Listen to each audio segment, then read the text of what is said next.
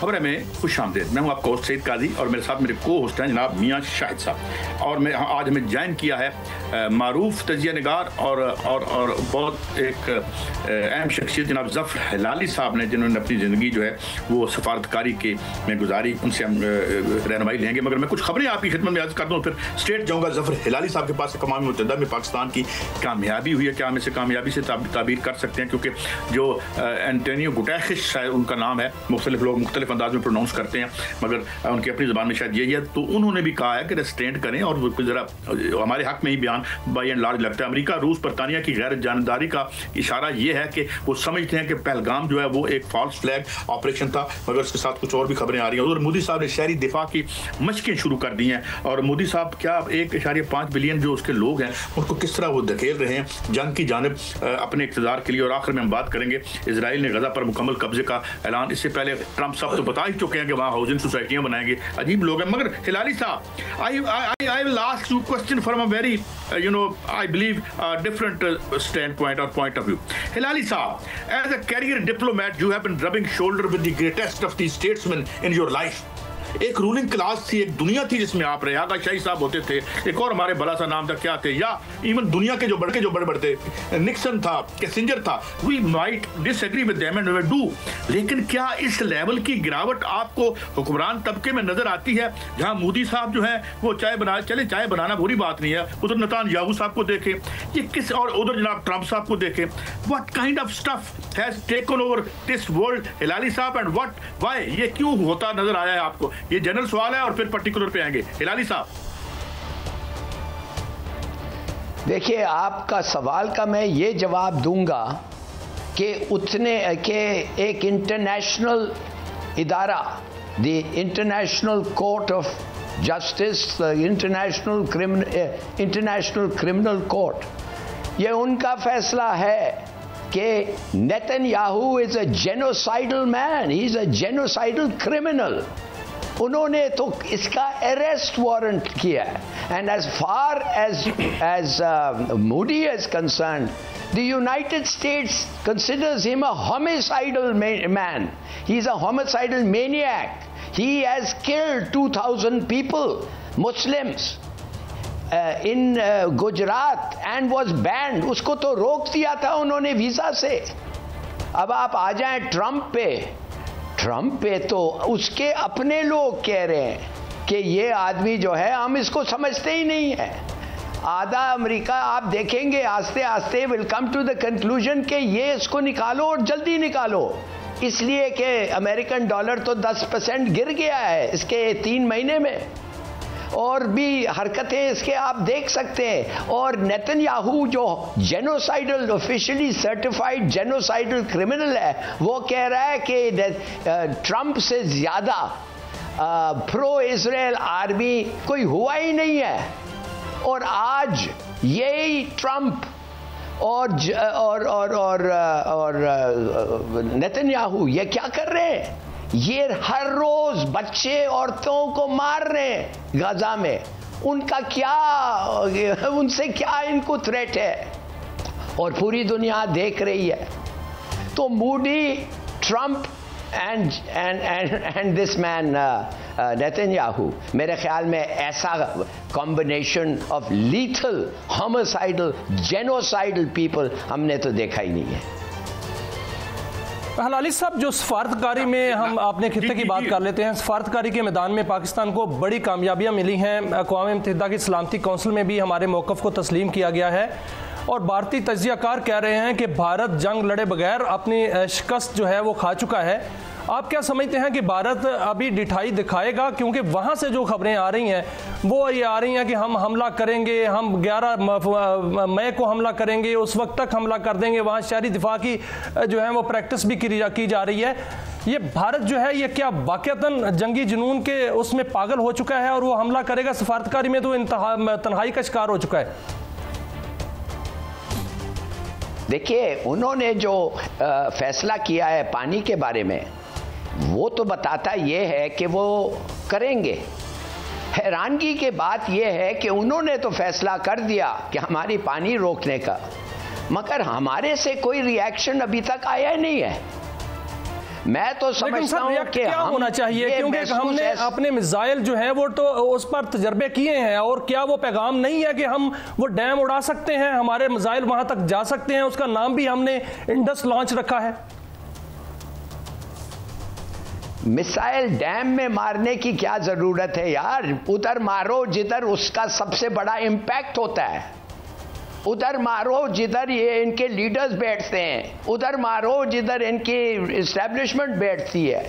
Dam को आप कभी भी कर सकते हैं, मैं तो कह रहा हूं डैम को आप मारेंगे तो पानी इधर उधर हो जाएगा, मगर ये तो बचे रहेंगे।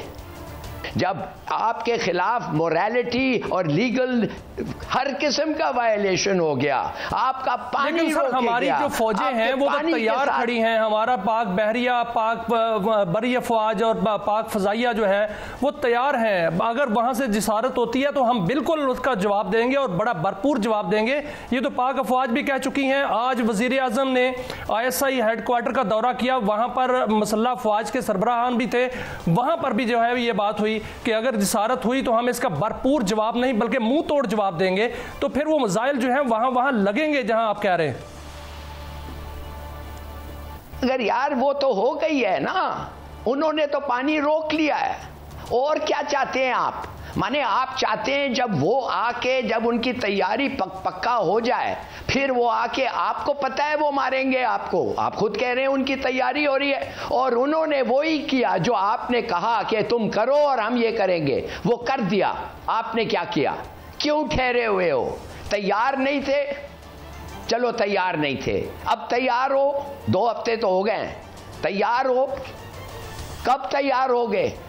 और ठहरोगे किस चीज के लिए कि वो पहल करें? वो पहल क्यों करें? अगर आप 200 टैंक्स देख रहे हैं इकट्ठे हो रहे हैं, अगर आप उनकी डिविजन्स देख रहे हैं इकट्ठे हो रहे हैं, और आपको पता है कि उनकी फौज आपसे ज्यादा है नंबर वाइज, आपको पता है उनकी एयरफोर्स जितने भी इनएफिशिएंट हो नंबर्स वाइज तो ज्यादा है, और उनका नेवी तो है ही बहुत ज्यादा, तो ये है मौका, मारो उनको भाई। ये जो नहीं तो ये शर्म बर्दाश्त नहीं हो सकती, माफ करिए, ये शर्म बर्दाश्त नहीं हो सकती। हमने घास नहीं खाया इसलिए। अच्छा नहीं हिलाली साहब, मेरे ख्याल में इसकी नौबत भी नहीं आएगी, और जो आज का वारफेयर है और उसमें जो चेंजेस आई हैं अब टेक्नोलॉजिकली, अब ज़्यादा रोल जो है वो मिसाइल्स और ड्रोन जो है वो करते हैं, और अददी जो उनकी अक्सरियत यकीनन है, और आप बिल्कुल दुरुस्त स्टेट कर रहे हैं, लेकिन जो है वो मेरे ख्याल में इधर भी कोई तरन वाला नहीं है। अब टाइमिंग देखेंगे हमारी क्या होती है। मगर हिलाली साहब, कोई क्या do you see any light at the end of the tunnel कि दुनिया इस एनाइलेशन के जो किनारे पर आ गई है वो बच सके? UN, यूनाइटेड नेशन, आलमी पावर, चीन, रशिया, इनकी कोई अहमियत है ये इसको रोकने की, कोई कामयाबी हो सके उनको? देखिए, आपके खिलाफ कौन है? आपके खिलाफ हिंदुस्तान है, इजराइल है और अमेरिका है। रशिया जो है इजराइल इंडिया का पुराना दोस्त है, उन्होंने कुछ नहीं करना है। सिर्फ और सिर्फ चीन, सिर्फ और सिर्फ चीन आपके साथ खड़ा हुआ है। और अगर अब तक चीन ने आपको चीन तो कहा है कि हम तुम्हारी सॉवरेनिटी, टेरिटोरियल इंटेग्रिटी के साथ हैं, ये है वो है।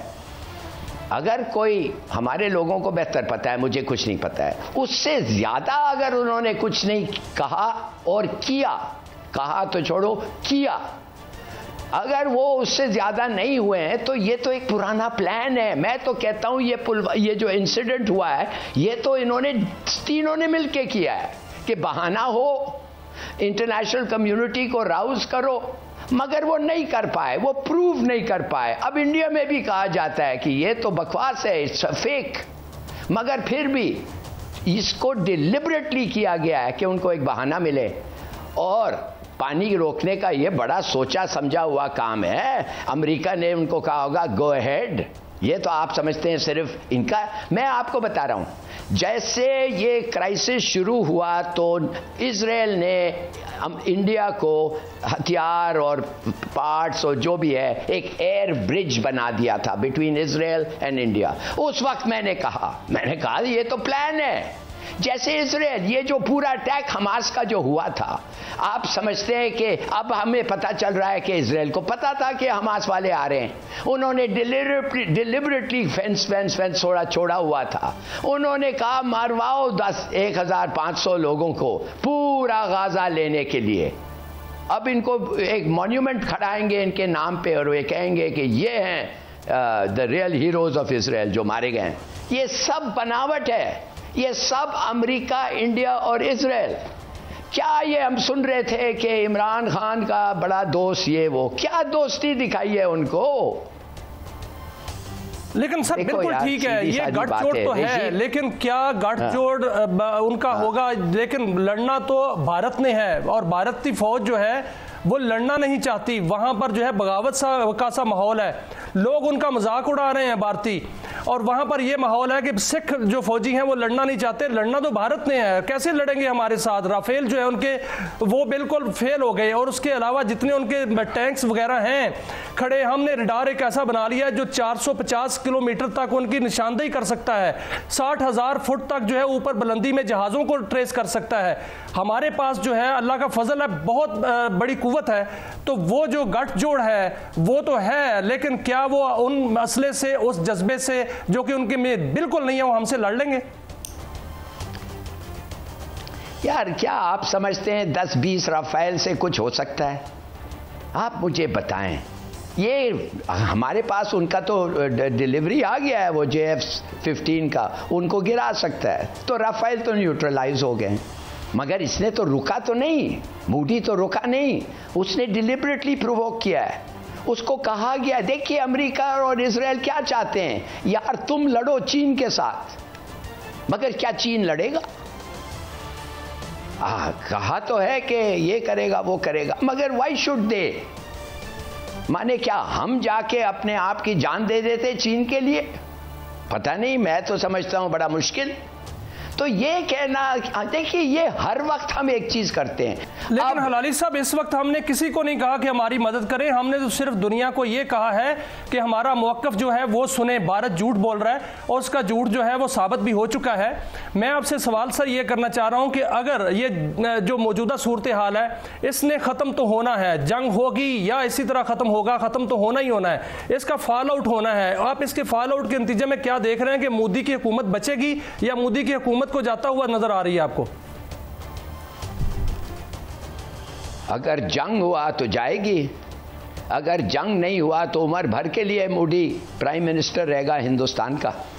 देखिए क्यों नहीं अभी तक जंग हुआ है न्यूक्लियर, जिन मुल्कों के दरमियान जो न्यूक्लियर कंट्रीज हैं, अब तक कोरिया, नॉर्थ कोरिया और अमेरिका का भी जंग नहीं हुआ है भाई। क्यों नहीं हुआ है? इसलिए कि अमेरिका को पता है और नॉर्थ कोरिया ने उनको बता दिया है कि ये देखो लॉस एंजलिस और जितने लोग हैं इधर और इर्द गिर्द भूल जाओ, 2-4 मिलियन लोग मारे जाएंगे, आ जाओ। अमेरिका ने ट्रंप में तो खुद अपने आप को दावत दे के जाके उससे हाथ मिलाया। किधर हुआ है? 2 nuclear countries will provoke each other to the point जो हिंदुस्तान ने आज प्रोवोक किया है। क्यों किया है? इसलिए उसको पता है, उसको शायद रीअश्योरेंस मिल गई है। इससे पहले तो लोग कहते हैं कि पता नहीं क्या क्या रीअश्योरेंस सीक्रेट टॉक्स में देते रहे, मगर उसको पता है कि मेरे साथ अमेरिका है, मेरे साथ रूस है, मेरे साथ इंडिया, मेरे इजराइल है, अब रह गया चीन। लेकिन सर अगर अमेरिका जो है वो नॉर्थ कोरिया से डर गया है तो क्या भारत को नहीं मालूम कि पाकिस्तान जो है वो न्यूक्लियर पावर है और पाकिस्तान के निशाने पर बेंगलोर तक के शहर भी हैं, मुंबई भी है, अहमदाबाद भी है, गुजरात भी है, दिल्ली भी है, और इस तक हमारे अब्दाली, शाहीन और अल-फतेह और जो अबाबील हैं वो जा सकते हैं। ये भी तो भारत को मालूम है और भारत जो है वो इसीलिए जसारत नहीं कर रहा, वरना उससे पहले वो जसारत कर चुका होता। वो 2019 में की थी, उसको मुंह तोड़ जवाब मिला था। अब भी अगर की तो मुंह तोड़ जवाब तो मिलेगा। 2019 में क्या कहा था? एक कौवा मारा और 2 पेड़ शहीद हुए। मोदी को पता है कि उसको हर साल, हर एक साल इलेक्शन के पहले उसको वोट चाहिए। उसका what is Modi strength? Hinduism. वो कहता है आजकल आज़ाद तो टीवी थ्रेटन जो प्रोग्राम्स है इंडिया में, आप अगर कभी टाइम होता है अगर आपको देखने के लिए, आप देखेंगे कि वो पता नहीं कौन कौन से किस्से निकाल के रामायण के बताते हैं कि ये करेंगे, वो करेंगे, ये करेंगे। यार ये आदमी is a wicket, he is an extremist, he is a homicidal maniac, he is a known murderer। आप इसके बारे में ये उसने फैसला कर दिया। अब हम क्या रिएक्ट करते हैं? बात असल ये है कि अगर हम कुछ नहीं करते, मैं आपको एक चीज़ बता देता हूं, अगर मूडी इसमें कुछ नहीं हुआ तो ये समझिए कि उम्र भर तक, कम से मैं तो बूढ़ा हूँ, आपकी उम्र, आप माशाल्लाह जवान हैं, आपके आखिरत तक मूडी प्राइम मिनिस्टर होगा जब तक वो जिंदा है। और क्या चाहिए उसको? वो तो पैदा ही हुआ है मुसलमानों को मारने के लिए। आई थिंक जफर लाली साहब, यकीनन ये ऐसा नहीं होगा, और हम जो है आप जैसे लोग, पैट्रियट लोग, सारा मुल्क ही ऐसा है, तो इंशाल्लाह ऐसा नहीं होगा। And I think will teach them a good lesson if they at all किसी किस्म की वो करते हैं। बहुत शुक्रिया हिलाली साहब, आपने हमें वक्त दिया। नाज़रीन, एक मुश्किल वक्त है, मगर हम समझते हैं हम इससे भी निकल जाएंगे और टल जाएंगे। मगर जो अहम बात हमने की कि what kind of the people are at the helm of affairs in the world over in different big states. ये क्या लोग हैं, ये कहाँ से ऊपर पहुँच जाते हैं, ये कब्जे ग्रुप कैसे इक़्तिदार में पहुँचते हैं। बहुत शुक्रिया। एक ब्रेक की तरफ जाते हैं, ब्रेक से वापस आएंगे तो गजा की बात भी करेंगे, और हमारे साथ जनरल साहब जनरल जाहिद महमूद होंगे, उनसे हम वॉर स्ट्रेटजी पे बात करेंगे और बैलेंस ऑफ पावर पे बात करेंगे एक ब्रेक के बाद।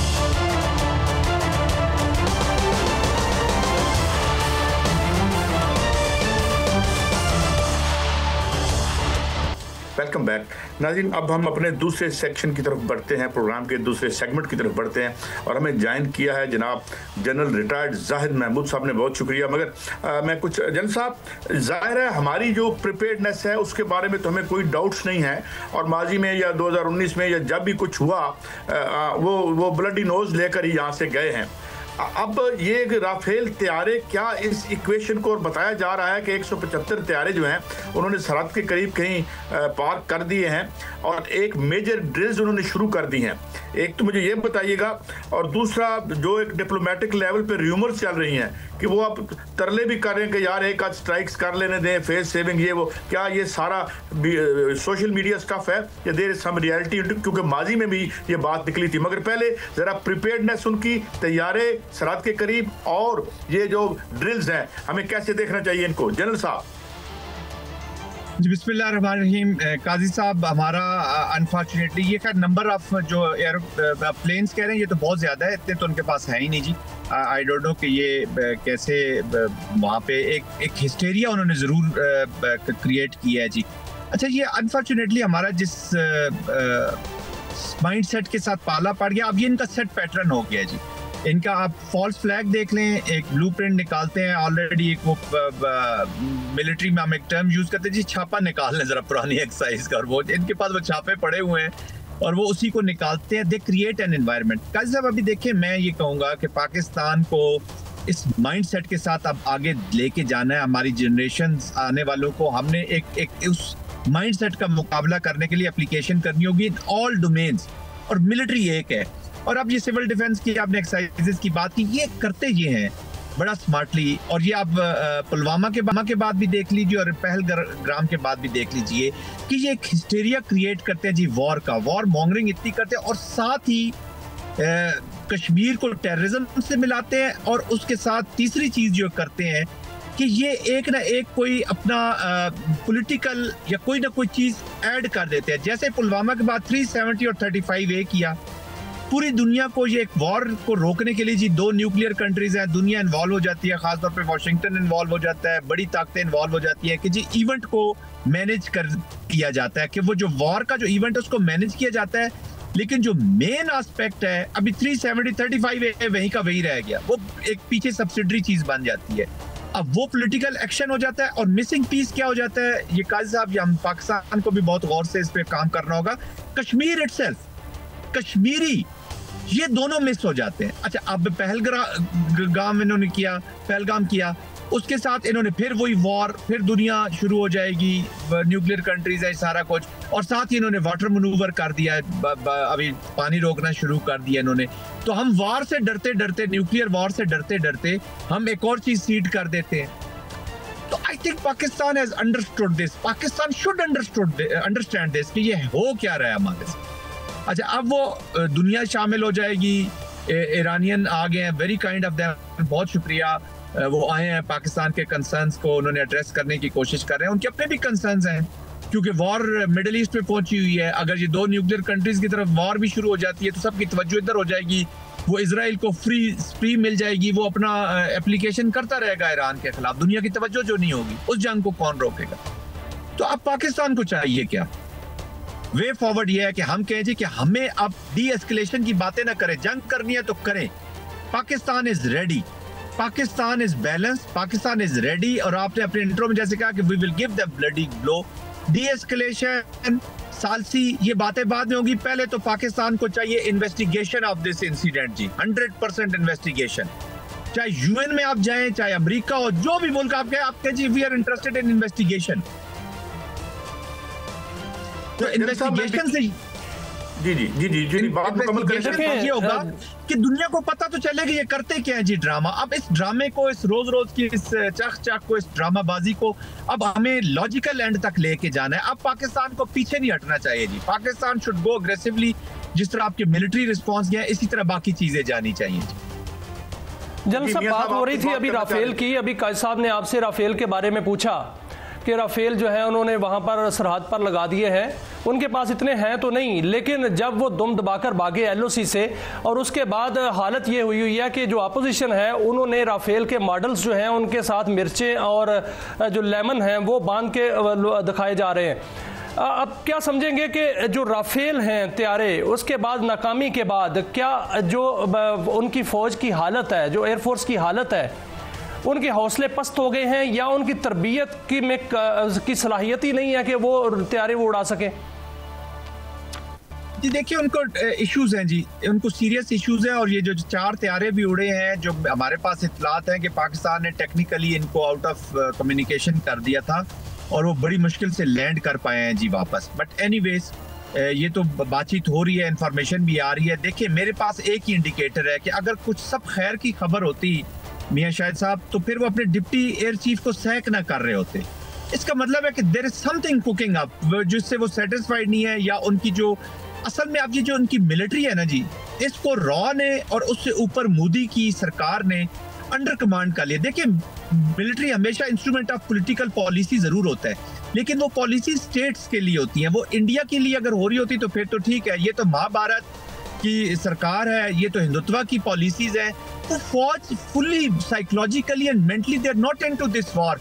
आपको पता हो कि आपने एक चोरी का सामान लेकर आप बाहर कभी भी किसी के कपड़े चोरी के पहनकर नहीं निकलेंगे। इनको पता है कि एक झूठ पर मबनी फॉल्स फ्लैग हुआ है, किस स्पिरिट से फौज लड़ेगी। हम देखिए जी, फौज में रहे हैं, फौज जंगें भी लड़ी हैं, सारा कुछ स्पिरिट से लड़ते थे।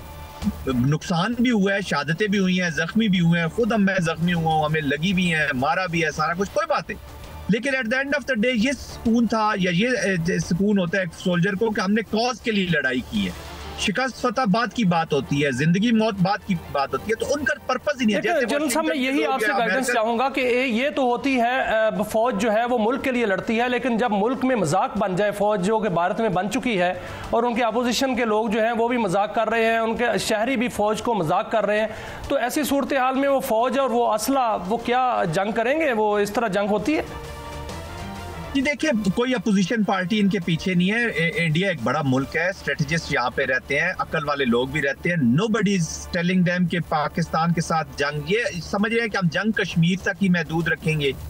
कश्मीर में तो जंग होगी तो हमें देखे ना, कश्मीरी का घर उधर गिरे या हमारी साइड पे गिरे, दुख जितना मुझे और आपको होगा उतना नरेंद्र मोदी को या डोवल साहब को तो नहीं होगा ना जी, राजनाथ को तो नहीं होगा। उन्होंने तो अपना मुकाबला लगाया हुआ है कि कश्मीर की अभी जेनोसाइड से जो बेस्ट जेनोसाइड करेगा वो उसको टॉप, गुजरात का बुचर यहाँ का चीफ मिनिस्टर बनता है, फिर वो प्राइम मिनिस्टर बन जाता है। योगी नाथ अपने क्राइम्स की वजह से चीफ मिनिस्टर को उसको रिवार्ड, इनके रिवार्ड बड़े जबरदस्त है जी, जितने ये जेनोसाइडल, जितने ऑपरेशन करते हैं अपोजिशन का। देखें, आज की भारतीय जनता पार्टी भारत के अंदर अकलियतों को और भारत के बाहर अपने नेबरहुड में उन किसी मुल्क की सॉवरेनिटी को बर्दाश्त नहीं कर सकती। तो इस माइंडसेट के साथ कौन लड़ना चाहेगा? इसलिए तो देखे ना मैं कोई वॉर मॉन्गरिंग नहीं कर रहा, मैं इसलिए कह रहा हूं कि पाकिस्तान को अब डीएस्केलेशन की बातें बाद में करनी चाहिए, पहले इन्वेस्टिगेशन, ताकि इस रजीम का जो एक्चुअल चेहरा है दुनिया को पता जरूर है, लेकिन एक दफा भारत के लोग भी देख लें। इस वक्त सबसे ज्यादा नुकसान भारत के लोगों को कर रहा है, जिन्होंने नफरत की, हेट के ऊपर ये अपने बच्चों को पाल रहे हैं, बड़ा कर रहे हैं, जो सारी जिंदगी उनके अंदर रहेगी, वो तो एनिमिटी में रहेंगे। लेकिन जब सब पाकिस्तान अमन की बात कर रहा है और पूरी दुनिया जो है वो पाकिस्तान की आवाज में आवाज मिला रही है, लेकिन भारत को जंगी जुनून चढ़ा हुआ है, बल्कि मोदी को जो है वो जंगी जुनून चढ़ा हुआ है, जिससे वो बाज नहीं आ रहा। लेकिन हमने भी अब्दाली और अल फतह के जो है वो सर किए हैं, तजर्बे किए हैं, और उसका जो नाम रखा गया है वो इंडस लॉन्च रखा गया है। यानी इसका ये मतलब हुआ कि अगर भारत जिसारत करेगा या हमारा पानी रोकेगा तो फिर दिल्ली भी निशाने पर है और मकबूजा कश्मीर में उनके जो डैम्स हैं वो भी निशाने पर है। इस पर शायद साहब किसी को कोई शक नहीं होना चाहिए। अब वो समझ रहे हैं कि अगर हम कश्मीर के पहाड़ों तक या राजस्थान के सहराओं में ही जंग रखेंगे और मेन इंडिया ठंडे एसी वाले कमरों में बैठकर और ये गोदी मीडिया जो है ये वॉर मॉन्गरिंग करके और अपनी फौज की और अपनी तबाही उन्होंने, तो ये जंग जाएगी उन स्टूडियोज तक, ये जंग जाएगी अब उन घरों तक जहां पर ये सोचें पनप रही हैं, तो ये जाएगी उधर जहां पे उनको भी पेन होगा। देखिए आज उन्होंने हर पाकिस्तानी को टारगेट किया जी, एवरी सिटीजन ऑफ पाकिस्तान इस वाटर मनूवर के बाद डायरेक्ट निशाने पर इंडिया के हर पाकिस्तानी इस वक्त बॉम्ब बन चुका है जी। और वो पाकिस्तानी देखे ना, मेरा पानी कोई रोके, मेरी माँ बहनों की इज्जत कोई के ऊपर कोई हाथ डालेगा तो मैं तो नहीं बैठूंगा, आप भी नहीं बैठेंगे यकीनी तौर पे। तो आपने फैसला कर लें कि आपने प्यासा मरना है या लड़के मरना है, तो फिर ये खून इसलिए कहते हैं ना कि इंडस में या तो हमारा पानी आएगा या तुम लोग का खून आएगा। तो अब enough is enough, we have taken so much nonsense of this country कि इसमें हमने अपनी सारी चीजें नुकसान ही नुकसान कर लिया जी हमने, विच इज नॉट एक्सेप्टेबल जी। जनरल साहब ये फरमाइए, लेकिन काज साहब मैं आपसे बात करूंगा, फिर मैं जनरल साहब से भी हम बात करते हैं कि ये जो राजनाथ है ये तो इस तरह के बयानात दे रहा है कि वो अपनी जो अवाम है उनको वहाँ जंग पर जो है वो उकसा रहा है, और वहाँ पर जो है बाकायदा वुज़रा जो है वो जंग पर उकसा रहे हैं। ये किस तरफ लेके जा रहे हैं इस पूरे खित्ते को, पूरी अवाम को और भारतीयों को? क्या ये अपनी अवाम को, अपने फौजियों को मरवाना चाहते हैं? नहीं, मैं जनरल साहब को इसमें इन्वॉल्व करता हूं और मैं थोड़ा एक पर्सपेक्टिव से बात करता हूं। जनरल साहब जिस तरह से लाफिंग स्टॉक बना हुआ है ये मीडिया, यानी जिस तरह नॉनसेंसिकल ये गुफ्तगू कर रहे हैं, मेरा मसला ये है कि देखें जनरल साहब आपके साथ तक एग्री करते हैं इस बात से कि अगर आतंकवाद ना हो इंडिया में, दहशतगर्दी ना हो, एक्सट्रीमिज्म ना हो, वहाँ पे मजहबी मुनाफरत ना हो, तो फिर तो बीजेपी भी नहीं रहेगी। Don't you think it is very fundamental to the existence of the so called political party which is in power for the third tenure in row? तो ये तो उनके लिए एसेंशियल है, ये तो अजाब हमारे लिए जब तक हम इसे सीरियसली नहीं निपटते। जनरल साहब बिल्कुल काजी साहब 100% आप सही कह रहे हैं। देखिए ना, मैं अपनी बात तो नहीं करता, चले अब पाकिस्तानी पर्सपेक्टिव आ जाएगा, एक एंगल आ जाएगा, लेकिन 2024 की एवेल्यूएशन रिपोर्ट पढ़ लें यूनाइटेड नेशन की, जो कहती है कि जी हेट में 86% इजाफा हुआ और Muslims are the main target, 76% is against the Muslims. तो ये उनकी रिपोर्ट है। इसका मतलब है कि आपने बिल्कुल सही कहा है। देखिए इस वक्त भारत के बीच में Bharatiya Janata party is just like the liquid party in Israel. ये फंडामेंटलिस्ट हेट और नफरत के ऊपर ही अपनी सियासत कर रहे हैं, और फॉर राइट ने इसलिए तो देखे ना उस पीस प्रोसेस को, या पीस जो सीज फायर, जिसको खैर मैं मानता नहीं हूँ वो सीज फायर तो ऑपरेशनल पॉज ही था, तो उसके बीच में उन्होंने जिस तरीके से अप्रोच किया है, तो ये हेट आपने बिल्कुल ठीक कहा, इनकी ideology is based on the hate. Mahabharat जो है वो इनको पढ़ा लिखा तबका भी जो बीजेपी के अंदर, या इनकी ये जो आप देख रहे हैं आरएसएस की जो मेंटेलिटी है, उसमें पीएचडीज, डॉक्टर्स, वो लोग भी इसी का शिकार हो जाते हैं, और ये अपने बच्चों को आप इसी हेट पे लाएंगे। और आपने 100% कहा कि ये वो पॉलिटिकल जो है ना जी, वो लीवरेज लेना चाहते हैं। इनके वो एक शायर है ना, राहत इंदौरी साहब, वो कहा करते थे सरहदों पर बहुत तनाव है क्या, जरा पता करो कोई चुनाव है क्या। तो अब तो ये उनके अपने लोग समझते हैं। अब कांग्रेस उसमें प्रेशर में आ रही है, क्योंकि कांग्रेस अभी देखे ना, एक और चीज आप मुझे बताइए, 545 if I am not wrong seats हैं जिनकी लोकसभा में, 21 मुसलमान हैं, नन इज फ्रॉम बीजेपी। 17% मुसलमान रहते हैं और ये 4.something%, लेस देन 5% इनकी नुमाइंदगी बन गई है। कोई मुसलमान पार्लियामेंटेरियन नहीं है। कांग्रेस के 5 हैं, समाजवादी पार्टी के हैं, नेशनल कॉन्फ्रेंस के हैं, अवैसी साहब इंडिपेंडेंट है, और 2 इस तरह यूनियन जो मुस्लिम पार्टीज है उसकी करके टोटल 21 के 24 के करीब इनके पार्लियामेंटेरियन है मुसलमान। तो ये तो रिप्रेजेंटेशन है मुसलमानों की, इसलिए कि वो पूरी सियासत को उन्होंने उसको हाईजैक कर लिया है, और आइडियोलॉजी इज हेट और महाभारत, और ये रीजनल पावर्स को भी चाहिए, रीजनल बाकी कंट्रीज को चाहिए कि ये पाकिस्तान पे सिलसिला रुकने वाला नहीं है। ऑलरेडी बांग्लादेश में उनकी पॉलिसी फेल हो चुकी है, रीजन में पॉलिसीज फेल हो रही है, चाइना पिवटिंग हो रही है। तो I think this is the time कि इस माइंडसेट को for the greater regional piece and बिल्कुल ठीक है जनरल साहब, जो मोदी साहब हैं उन्होंने तो अपने आप को तनहा कर लिया है, पूरे भारत को तनहा कर लिया है, पूरी दुनिया उनके साथ नहीं है, उनका चूरन नहीं बिका।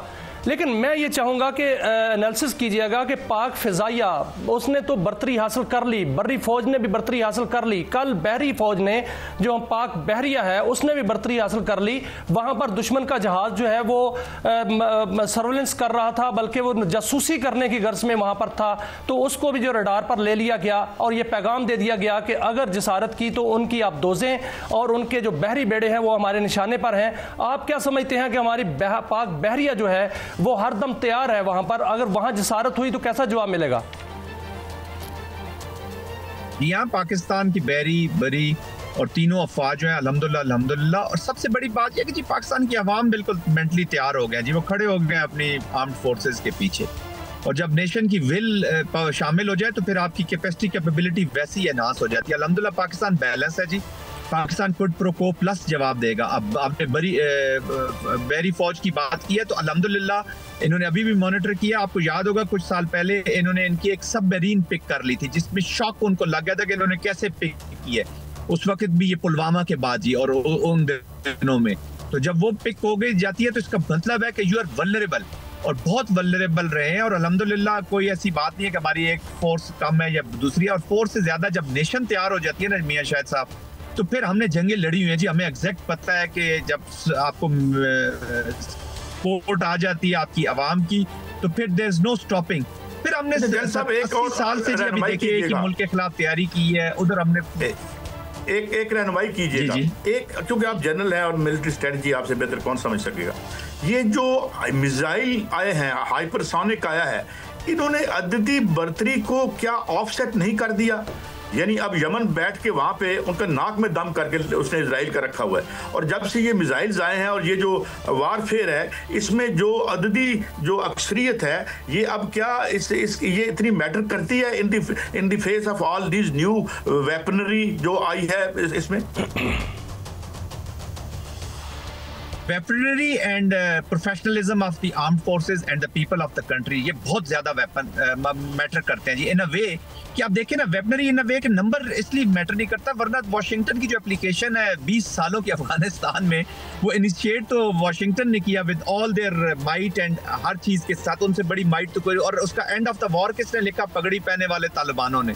तो एंड ऑफ वॉर यहाँ पे भी देखें, इसलिए मैं कह रहा हूँ कि ये उनकी भूल है कि ये वॉर अगर वो फैलाएंगे तो सिर्फ हम कश्मीर में अपनी लोग दोनों तरफ बेचारे नुकसान में रहेंगे, या राजस्थान के सहराओं में रहेगी, या पहाड़ों पर रहेगी, फिर इट विल गो डीप। आपने 450 अब्दाली का तजर्बा किया, 450 किलोमीटर का, फतेह का आपने अभी करके दिखाया है। चीफ ऑफ आर्मी स्टाफ जो है वो स्ट्राइक कोर की ट्रेनिंग विजिट कर रहे हैं, तो ये सिंबलाइज करती है कोई चीज ना कि Pakistan will take this battle to the deep, जहाँ पे वो सोच भी नहीं सकते। उनका अपनी फिनेस थी कि वो सरप्राइज देते पाकिस्तान को, लेकिन उन इस तरह की जो लीडरशिप है। जन साहब, it is always a great pleasure to have you on the show and thank you very much enlightening us in this very एक important जो और हमारी जाहिर है इस नाज़रीन ताल्लुक हमारी एग्जिस्टेंस से है। बहुत शुक्रिया जनरल साहब। ये नाज़रीन हमने कोशिश की चीज़ों को समझने की, और मेरे ख्याल में कंक्लूजन हम यही ड्रा कर सकते हैं कि मेरे ख्याल में वो इसको रखेंगे एक पॉलिटिकल प्लाई के तौर पर तो यूज़ करेंगे, मगर इधर आने की शायद जरूरत वो ना ही करें। जी नाज़रीन, तो ये था हमारा दूसरा सेगमेंट। एक छोटी सी ब्रेक के बाद मिलते हैं, हमारे साथ रहिए।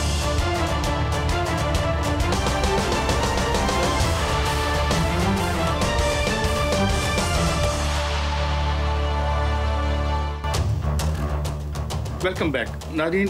हम देख रहे हैं कि पूरी दुनिया में हर तरफ जो है जंग के जो भयानक बादल हैं वो छाए हुए हैं और हर जगह पे जंग हो रही है। गजा में इससे पहले जंग हो रही थी, अब सब कॉन्टिनेंट बहुत बड़े खतरे में आ गए। उसके साथ साथ हम देखते हैं कि अब जो इजरायली जो नेतन्याहू साहब हैं उन्होंने गजा पर मुकम्मल कब्जे का इशारा दे दिया। इससे पहले हमने देखा कि जनाब किबला ट्रंप साहब ने ये कहा था जी यहाँ हम जो है हाउसिंग सोसाइटियाँ बनाएंगे, तो 8.5 अरब लोगों को ना मरीख पे भेज दें या कत्ल कर दें, पीछे से हाउसिंग सोसाइटियों के अपनी धरती माँ के प्लाट बना के बेचते रहे। मतलब क्या ये सिलसिला है मियाँ साहब? अब ये देखें कि हम अपना रोना तो रो ही रहे थे और अब वो फेस सेविंग मांग रहा है। अब इंडिया फेस सेविंग मांग रहा है और तरले करता फिर रहता है कि हमें एक आध पटाखा छोड़ देने दो ताकि हमारी सियासत जिंदा रहे। और इस तरफ एक तरफ ये है और एक तरफ ये है मियाँ साहब कि जो गजा को बाकायदा वाइप ऑफ कर देना चाहते हैं from the face of this earth. और क्या ये मुमकिन है? कभी ऐसे हुआ है इराक को कोई खत्म कर सका है या इस तरीके अफगानिस्तान को कोई खत्म कर सका है? ये तो एक फेस्टिंग वूंड बनेगा और इसकी जो इसकी रेवरबेशन इसकी जो आएगी एक वापस। क्या हुआ आपके साथ? आपके अपने करतूतों की वजह से आपके दोनों गिरे थे ना, ये टावर जो गिरे थे न्यूयॉर्क में जबकि जहाज टकराए थे। तो यही होगा, दहशतगर्दी और बढ़ेगी। और मुझे लगता है आज की रूलिंग क्लास सिर्फ दहशतगर्दी पे ही जिंदा है। मियां साहब देखें काज साहब, एक तो नेतन्याहू जो है उसको साहब नहीं कहना चाहिए, वो दरिंदा है और उसको दरिंदा ही कहना चाहिए। दूसरी जानब जो मोदी साहब हैं उनको तो फेस सेविंग नहीं मिलेगी क्योंकि अब वो तरलों पर आ गए हैं और तरले कर रहे हैं। वो इसलिए कि पूरी दुनिया में वो पिट चुके हैं। जहाँ तक इजराइल का ताल्लुक है, उन्होंने कब्ज़े का ऑर्डर तो दे दिया है उसने दरिंदे नेतन्याहू ने, लेकिन क्या वो कामयाब होगा? इधर से हौसियों ने हमले शुरू कर दिए हैं, उन्होंने तो उनका पूरे का पूरा सिस्टम जैम करके ख़त्म कर दिया और वहाँ पर जो है उनके एयरपोर्ट पर जो है हमला कर दिया और बाकायदा तौर पर कामयाब हमला किया। और इसके अलावा उससे आप देखें काजी साहब कि उससे पहले उन्होंने एक बड़ी ताकत जिसको जो अपने आप को सुपर ताकत कहती है अमेरिका, वहाँ पर उनकी तनसीबात पर हमले किए और वहाँ पर उनके ड्रोन्स गिराए, उनके बहरी बेड़ों पर जो हमले किए, उनको मिलियंस नहीं बिलियंस डॉलर का जो है नुकसान पहुँचाया। और उसके बाद जो है वो हमले जो है वो बाकायदा तौर पर इसराइल पे कर रहे हैं और उनका जो मोर्द इल्ज़ाम है वो ईरान को ठहरा जा रहा है। और ईरान ने भी आगे जो है वो डट गया। ईरान ने कहा है कि ना तो हम एटमी अपनी उससे जो यूरेनियम अफसूदगी कर रहे हैं उससे दस्तबरदार होंगे और ना ही हम जो है वो डरेंगे। अगर हम पर हमला हुआ तो हम भरपूर तरीके से जवाब देंगे। जो ईरान के वज़ीर ख़ारजा पाकिस्तान आए थे तो यहाँ पर जो बातचीत हुई ये पूरे खित्ते की बातचीत हुई है। वो यहाँ पर खैर सगाली दौरे के लिए तो आए थे, पाकिस्तान की हमायत करने के लिए आए थे। उन्होंने यहाँ पर जो है वो सिविलियन और अस्करी क़यादत से मुलाकात की है, लेकिन साथ साथ उन्होंने यकीन भी दिलाया है कि हम पाकिस्तान के साथ हैं। जिस तरह चीन ने पाकिस्तान को यकीन दिलाया है, इस तरह अगर वहाँ पर जो है वो हमला होता है ईरान पर तो ईरान जो है भरपूर जवाब देगा। अगर ईरान जवाब देगा तो क्या रूस जो है वो खामोश रहेगा? रूस तो पहले ही ये बात कर चुका है कि अगर ईरान पर जारहियत मुसलत की गई तो बाकायदा तौर पर उनकी कौमी सलामती और खुद मुख्तारी का दिफा करेगा। और फिर चाइना जो है उसकी इस खित्ते में उसके इन्वेस्टमेंट है, रेड सी के अंदर से वहाँ से जो है तजारत जाती है, वहाँ से तेल की तरसील होती है। ये बहुत बड़ी जंग की तरफ जो है इजराइल इस खित्ते को धकेल रहा है, बल्कि धकेल चुका है। अगर इसको ना रोका गया, और रोकेगा कौन? रोकेगा इसको मिसाइल ही रोकेंगे, क्योंकि जो मिसाइल जो ईरान से आएंगे वो फिर इजराइल को तबाह करेंगे और जो हौसियों के मिसाइल हैं वो भी इजराइल को तबाह करेंगे। अब उनका ख्वाब जो है गजा पे वो तो अधूरा रह गया क्योंकि उन्होंने फ़ज़ाई हमले करके उसको तबाह तो कर दिया है। अब उसको कब्जे की सूरत जब अगर बनती है तो अरब नहीं मानेंगे, अरब जो है वो इस चीज़ को बर्दाश्त नहीं करेंगे। मुझे लगता है कि जो सोया हुआ अरबी घोड़ा है वो जागने का वक्त आ चुका है और वो जब जागेगा तो फिर इस पूरा खित्ता जो है। मियां साहब मुझे एक बात बताएं, $6 ट्रिलियन बताते हैं इन्होंने कारपेट बमिंग की अफगानिस्तान की, कब्जा कर लिया अफगानिस्तान पे। आज वहां से फिर टेररिज्म निकल कर कभी हमारी तरफ आता है, कभी किसी तरफ जाता है। बात यह है कि आप फौजों को शिकस्त दे सकते हैं, समाजों को शिकस्त नहीं दे सकते। जितनी बड़ी देखें ऑपरेशन शॉक एंड ऑफ, याद है आपको तारीख इंसानी की सबसे बड़ी फौजी कुव्वत मुतहर्रिक की गई थी इराक को तबाह करने के लिए और सद्दाम को उन्होंने जाकर वहां फांसी दे दी। उसके बाद क्या इराक उनके हाथ में आ सका?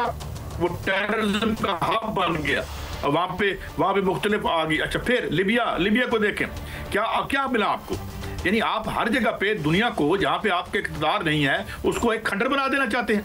ये और अब क्या 25 करोड़ हम यहाँ पे बैठे हुए हैं, 140 वो अगर 25 करोड़ को खत्म कर सकते हैं, ये मैं कोई फख्र से बात नहीं कर रहा और ये कोई फख्रिया बात नहीं है, तो हम 140 बिलियन की जिंदगी भी जो है वो अजीरन कर सकते हैं। सारे मारे जाएंगे तो मोदी साहब फिर कब्रिस्तान पे हुकूमत कर लेना, खैर तुझे भी केड़ा बच जाना है। मैं ये कह रहा हूं कि मियां साहब अभी हम यानी मुझे ये सोच है कि यार बड़ी बड़ी घटिया रूलिंग क्लासेस देखी हैं, जिस किस्म के आमियाना लोग आज इन आलमी ताकतों के ऊपर आके बैठ गए हैं, इनकी ना कोई तालीम है ना कोई एजुकेशन है, कोई चाय बनाता हुआ ऊपर आ गया, कोई प्रॉपर्टी के कारोबार करता हुआ ऊपर आ गया, और सारे जो है इन्होंने हुकूमतों रियासतों पर कब्जा करके तकरीबन 8.5 बिलियन लोगों की जिंदगियों को इतना अजीरन और जहन्नम बना दिया है। देखिए कायद साहब, इतने कामकल लोग जो हैं वो आलमी ताकतों के सरबराह बन गए हैं। अब ट्रंप की बात कर लें, ट्रंप साहब जो हैं वो एक जानिब कहते हैं कि मैं आइन को नहीं मानता, आइन जो है वो पता नहीं मैं इसको मानूंगा कि नहीं, इस पर कितना अमल करूंगा, साथ वो कहते हैं मुझे पोप बना दो। अब आप बात समझें कि वहाँ वो अमेरिका के सदर हैं और वो किस तरह की हरकतें करते हैं। हम इसको जो है वो इनको मजाक में नहीं लेना चाहिए। वो जो हरकतें कर रहा है वो बाकायदा तौर पर उसकी जो जहनी कैफियत है वो जाहिर होती है, और वो चाहता है कि बस दुनिया में सलीबी जंगें शुरू हों, वो चाहता है कि वो मजहबी तौर पर भी अपना सामने आए, और वो तजारती जंग तो छेड़ चुका है, और वो अमेरिका के अंदर जिस तरह के अनरेस्ट पैदा कर चुका है। इस तरफ आप भारत में देख लें, जो चाय बनाने वाला है उसके खिलाफ ये बातें होना शुरू हो गई हैं कि चाय बेचो, इस्तीफा दो। वहां पर जो चाय बनाता रहता तो अच्छी बात थी, चाय बनाने वाले इतने घटिया नहीं होते जो उल्लू बनाने वाले होते हैं। मैं ये आपको एक और बात बताता हूं मियां साहब, नहीं बात क्या है, हर तरीके से इख्तिदार में रहने की हिरस और हवस जो है, नेतान्याहू अपनी जेल से बचना चाहता है इसलिए इख्तिदार में रहना चाहता है। मोदी जो है वो बिहार का इलेक्शन बिल्कुल हारा हुआ है और बाकी इलेक्शन भी हारा हुआ था। इख्तिदार में चिमटे रहने के लिए पूरे साउथ एशिया की तकरीबन 2.25 बिलियन की आबादी को जो है वो थ्रेटन कर रहे हैं और मार रहे हैं, और जो बांदर उसने टीवी पे बिठा दिए हैं। मुझे बताएं यार, ये जर्नलिज्म होता है? मतलब मैं आज इस तरह, इसलिए हम बड़े डिसेंटली बात करते हैं। मुझे ये बताएं कि ये जो बैठ के टीवी पे जो हरकतें कर रहे हैं, बहरहाल नाज़रीन ये हम गुफ्तगू करते रहेंगे और दुआ भी करेंगे, और हमारी कोशिश भी होनी चाहिए कि हम इस जो आलमगीर तबाही का जो मंजरनामा ये बना रहे हैं इस तरह। ये था हमारा आज का शो, कल फिर मिलेंगे। अल्लाह हाफिज़।